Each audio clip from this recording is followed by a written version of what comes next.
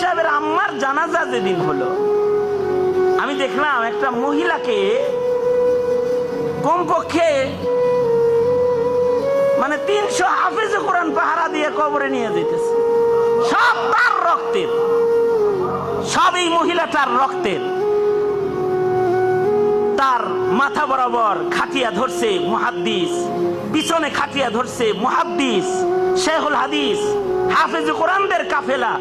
যখন ওনার আম্মাকে বহন করে নিয়ে যায় একটা মহিলা, কত ভাগ্যবান, এখনো এই যুগেও মহিলা আছে, কিন্তু ওনার আম্মা জানকে যখন বহন করে নিয়ে যায়, আমি ওই কাফেলাটা দেখতেছিলাম পেছন থেকে, আর ভাবতেছিলাম কাশ আগার ইচ্ছা হতা, যদি এমন হতো যে ওই খাটিয়াটার ভেতরে মামুনুল হক সাহেবের মা না হয়ে যদি আমি হইতাম, আর আমাকে যদি এরকম আলেমদের একটা নিজ রক্তের কাফেলা বহন করে আমাকে 3.5 হাত ঘরে নামায়া দিত, তাহলে হয়তো বা আল্লাহ তাআলা এদের এক মুষ্টি মাটির ইজ্জতে আমার কবরের আযাব মাফ করে দিত।